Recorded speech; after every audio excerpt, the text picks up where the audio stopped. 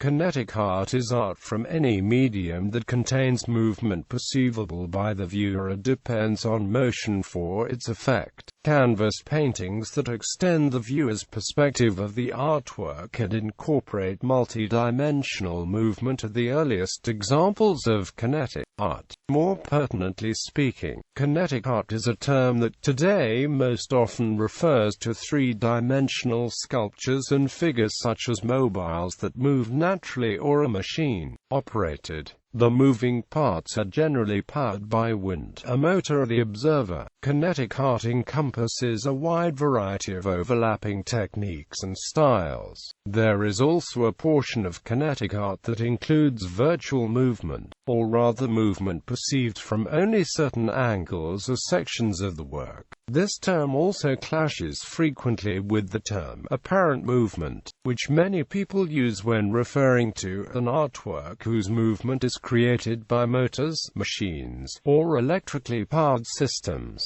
Both apparent and virtual movement are styles of kinetic art that only recently have been argued as styles of op art. The amount of overlap between kinetic and op art is not significant enough for artists and art historians to consider merging the two styles under one umbrella term, but there are distinctions that have yet to be made. Kinetic art as a moniker developed from a number of sources. Kinetic art has its origins in the late 19th century Impressionist artists such as Claude Monet, Edgar Degas, and Edouard Manet, who originally experimented with accentuating the movement of human figures on canvas. This triumvirate of Impressionist painters all sought to create art that was more lifelike than their contemporaries. Degas' dancer in race-horse portraits are examples of what he believed to be photographic realism. Artists such as Degas in the late 19th century felt the need to challenge the movement toward photography with vivid, cadenced landscapes and portraits. By the early 1900s, certain artists grew closer and closer to ascribing their art to dynamic motion. Naum Gabo, one of the two artists attributed to naming this style, wrote frequently about his work as examples of kinetic rhythm. He felt that his moving sculpture kinetic construction was the first of its kind in the 20th century. For the 1920s until the 1960s, the style of kinetic art was reshaped by a number of other artists who experimented with mobiles and new forms of sculpture. Origins and early development. The strides made by artists to lift the figures and scenery off the page and prove undeniably that art is not rigid took significant innovations and changes in compositional style. Edouard Manet, Edgar Degas, and Claude Monet were the three artists of the 19th century that initiated those changes in the Impressionist movement. Even though they each took unique approaches to incorporating movement in the works, they did so with the intention of being a realist. In the same period, Auguste Rodin was an artist whose early works spoke in support of the developing kinetic movement in art. However, Auguste Rodin's later criticisms of the movement indirectly challenged the abilities of Manet, Degas, and Monet, claiming that it is impossible to exactly capture a moment in time and give it the vitality that is seen in real life. Edouard Manet. It is almost impossible to ascribe Manet's work to any one era, a style of art. One of his works that is truly on the brink of a new style is Le Ballet Espagnol. The figures' contours coincide with the gestures as a way to suggest depth in relation to one another and in relation to the setting. Manet also accentuates the lack of equilibrium in this work to project to the viewer that he or she is on the edge of a moment that is seconds away from passing.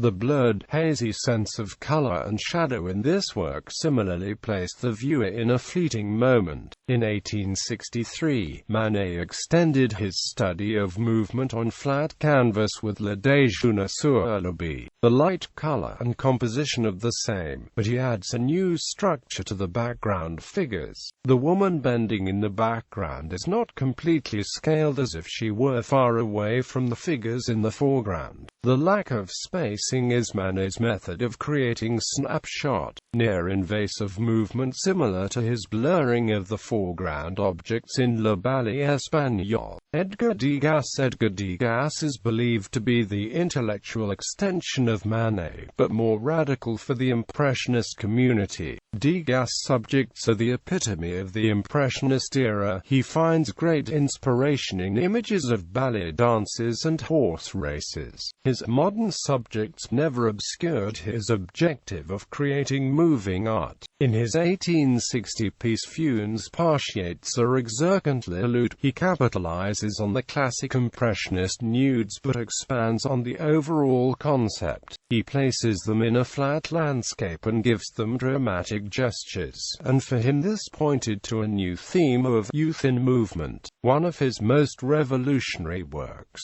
L'Orchestre de l'Opera, interprets forms of definite movement and gives them multidimensional movement beyond the flatness of the canvas. He positions the orchestra directly in the viewer's space, while the dancers completely fill the background. Degas is alluding to the Impressionist style of combining movement, but almost redefines it in such a way that was seldom seen in the late 1800s. In the 1870s, Degas continues this trend through his love of one-shot motion horse races in such works as Voiture courses. It wasn't until 1884 with Chevaux de course that his attempt at creating dynamic art came to fruition. This work is part of a series of horse races and polo matches wherein the figures are well integrated into the landscape. The horses and their owners are depicted as if caught in a moment of intense deliberation, and then trotting away casually in other frames. The Impressionist and overall artistic community were very impressed with this series, but were also shocked when they realized he based this series on actual photographs. Degas was not fazed by the criticisms of his integration of photography, and it actually inspired Monet to rely on similar technology. Claude Monet. Degas and Monet's style was very similar in one way. Both of them based their artistic interpretation on a direct retinal impression to create the feeling of variation and movement in their art. The subjects or images that were the foundation of the paintings came from an objective view of the world. As with Degas, many art historians consider that to be the subconscious effect photography had in that period of time. His 1860s works reflected many of the signs of movement that are visible in Degas and Manet's work. By 1875, Monet's touch becomes very swift in his new series, beginning with Le Bateau Italien sous Seine. The landscape almost engulfs the whole canvas and has enough motion emanating from its inexact brushstrokes that the figures are a part of the motion. This painting, along with Gare Saint-Lazare, proves to many art historians that Monet was redefining the style of the Impressionist era. Impressionism initially was defined by isolating color, light, and movement. In the late 1870s, Monet had pioneered a style that combined all three, while maintaining a focus on the popular subjects of the Impressionist era. Artists were often so struck by Monet's wispy brushstrokes that it was more than movement in his paintings, but a striking vibration. Auguste Rodin at first was very impressed by Manet's vibrating works and Degas' unique understanding of spatial relationships. As an artist and an author of art reviews, Rodin published multiple works supporting this style. He claimed that Monet and Degas' work created the illusion that art captures life through good modeling and movement. In 1881, when Rodin first sculpted a and produced his own works of art. He rejected his earlier notions. Sculpting put Rodin into a predicament that he felt no philosopher nor anyone could ever solve. How can artists impart movement and dramatic motions from works so solid as sculptures? After this conundrum occurred to him, he published new articles that didn't attack men such as Manet, Monet, and Degas intentionally, but propagated his own theories that Impressionism is not about communicating movement but presenting it in static form. 20th century Surrealism and early Kinetic art.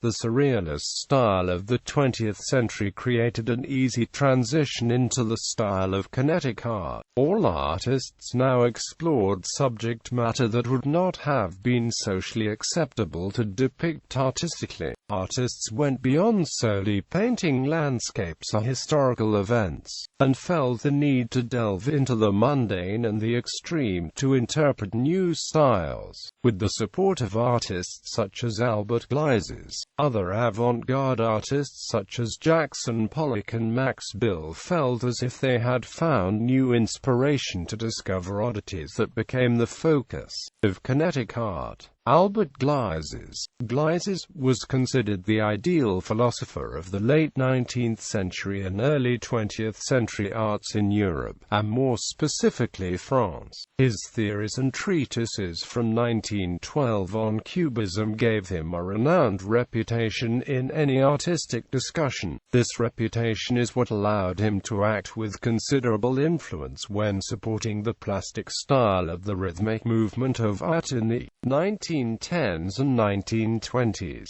Gleizes published a theory on movement, which further articulated his theories on the psychological, artistic uses of movement in conjunction with the mentality that arises when considering movement. Gleizes asserted repeatedly in his publications that human creation implies the total renunciation of external sensation. That to him is what made art mobile when to many, including Rodin, it was rigidly and unflinchingly immobile. Gleizes first stressed the necessity for rhythm in art. To him, rhythm meant the visually pleasant coinciding of figures in a two-dimensional or three-dimensional space. Figures should be spaced mathematically or systematically so that they appear to interact with one another. Figures should also not have features that are too definite. They need to have shapes and compositions that are almost unclear, and from that the viewer can believe that the figures themselves are moving in that confined space.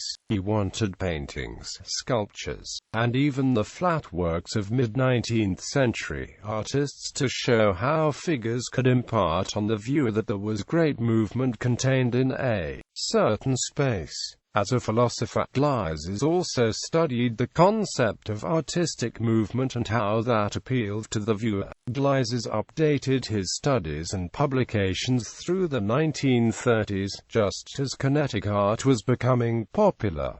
Jackson Pollock. When Pollock created many of his famous works, the United States was already at the forefront of the Kinetic art movement. The novel styles and methods he used to create his most famous pieces earned him the spot in the 1950s as the unchallenged leader of Kinetic painters. His work was associated with action painting coined by art critic Harold Rosenberg in the 1950s. Pollock had an unfettered desire to animate every aspect of his paintings. Pollock repeatedly said to himself, "I'm in every painting." He used tools that most painters would never use, such as sticks, trowels, and knives. The shapes he created were what he thought was beautiful, erratic objects. This style evolved into his drip technique. Pollock repeatedly took buckets of paint and paintbrushes and flicked them around until the canvas was covered with squiggly lines and jagged strokes. In the next phase of his work, Pollock tested his style with uncommon materials. He painted his first work with aluminum paint in 1947, titled Cathedral, and from there he tried his first splashes to destroy the unity of the material itself. He believed wholeheartedly that he was liberating the materials and structure of art from the forced confinements, and that is how he arrived at the moving kinetic art that always existed. Max Bill became an almost complete disciple of the kinetic movement in the 1930s. He believed that kinetic art should be executed from a purely mathematical perspective. To him, using mathematics principles and understandings were one of the few ways that you could create objective movement. This theory applied to every artwork he created and how he created it. Bronze, marble, copper, and brass were four of the materials he used in his sculptures. He also enjoyed tricking the viewer's eye when he or she first approached one of his sculptures. In his construction with suspended cube, he created a mobile sculpture that generally appears to have perfect symmetry. But once the viewer glances at it from a different angle, there are aspects of asymmetry. Mobiles and sculpture. Max Bill's sculptures were only the beginning of the style of movement that Kinetic explored. Tatlin, Rodchenko, and Calder especially took the stationary sculptures of the early 20th century and gave them the slightest freedom of motion. These three artists began with testing unpredictable movement, and from there tried to control the movement of the figures with technological enhancements. The term mobile comes from the ability to modify how gravity and other atmospheric conditions affect the artist's work. Although there is very little distinction between the styles of mobiles in kinetic art, there is one distinction that can be made. Mobiles are no longer considered mobiles when the spectator has control over the movement.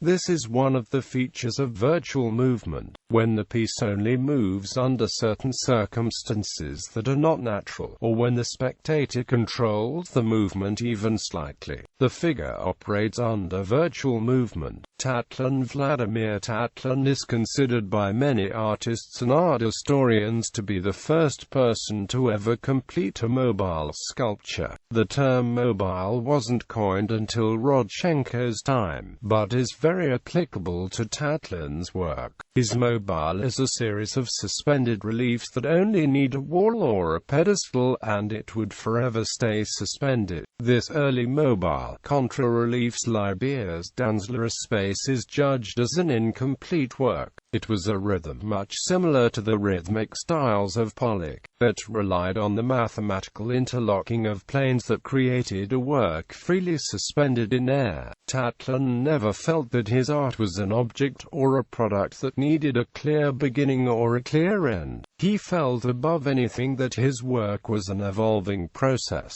Many artists that he befriended considered the mobile truly complete in 1936, but he disagreed vehemently. Rodchenko. Alexander Rodchenko, one of Tatlin's friends who insisted his work was complete, continued the study of suspended mobiles and created what he deemed to be non-objectivism. This style was a study less focused on mobiles than on canvas paintings and objects that were immovable. It focuses on juxtaposing objects of different materials and textures as a way to spark new ideas in the mind of the viewer. By creating discontinuity with the work, the viewer assumed that the figure was moving off the canvas of the medium to which it was restricted. One of his canvas works, titled Dance, an objectless composition, embodies that desire to place items and shapes of different textures and materials together to create an image that drew in the viewer's focus.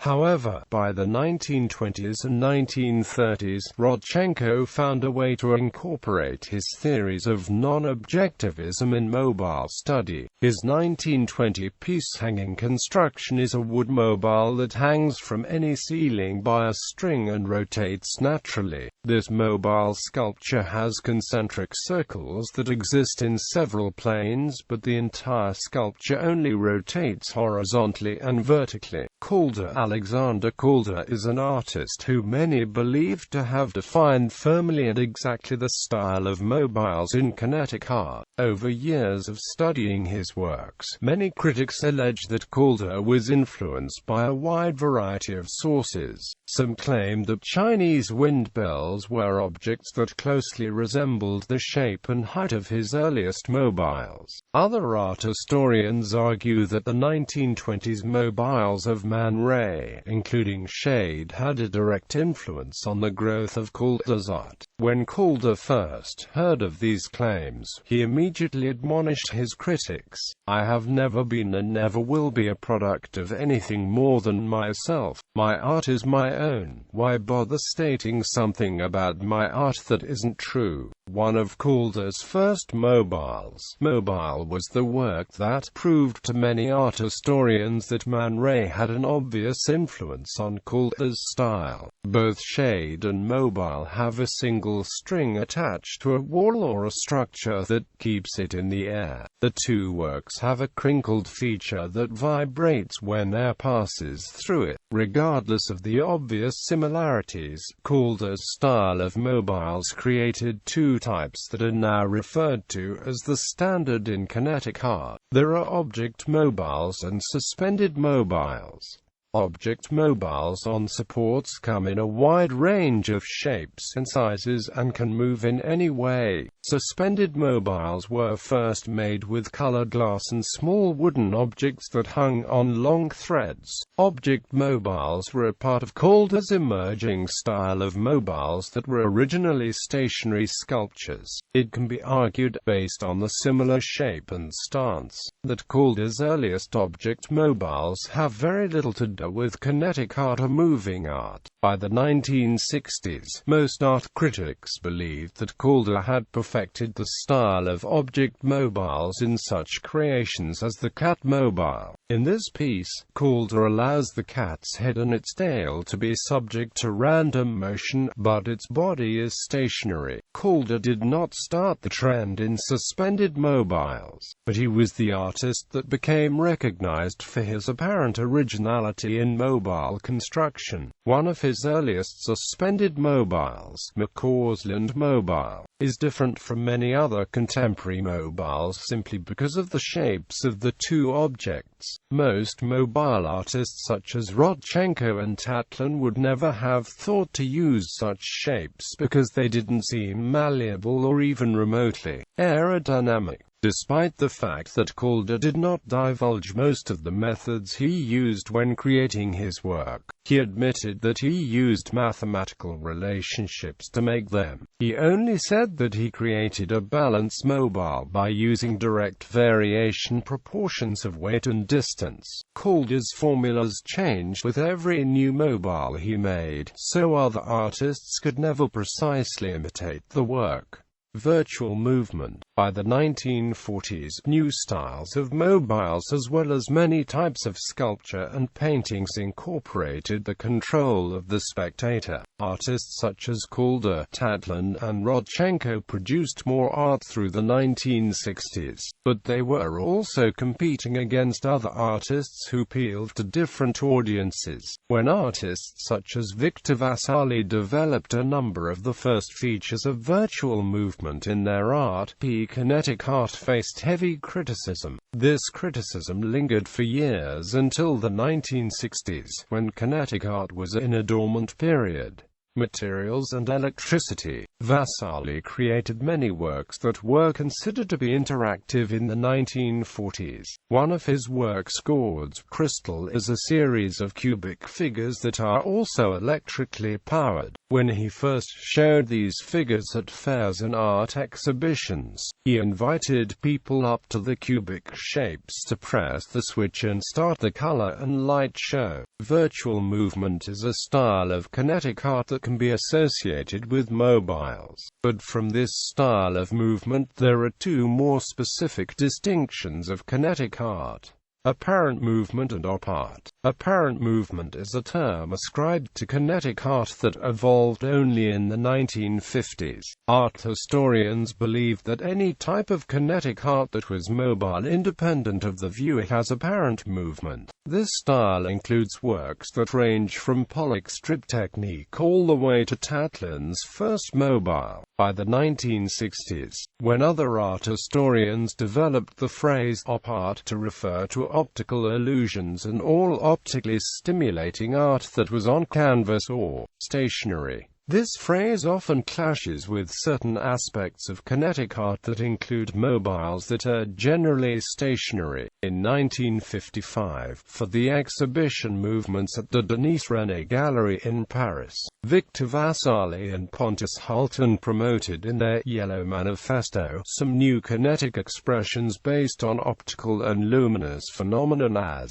well as painting illusionism. The expression P-kinetic art in this modern form first appeared at the Museum für Gestaltung of Zurich in 1960, and found its major developments in the 1960s. In most European countries, it generally included the form of optical art that mainly makes use of optical illusions, such as op art, represented by Bridget Riley, as well as art based on movement represented by Jakob Agadam, Carlos Cruz Diaz, Jesus Rafael Soto, Gregorio Vardanega, or Nicolas Schoffer. From 1961 to 1968, Grave founded by François Morellet, Julio Leparc, Francisco Sobrino, Horatio Garcia Rossi, Ivarl, Joel Stein and Vera Molnar was a collective group of optokinetic artists. According to its 1963 manifesto, Grave appealed to the direct participation of the public with an influence on its behavior, notably through the use of interactive labyrinths.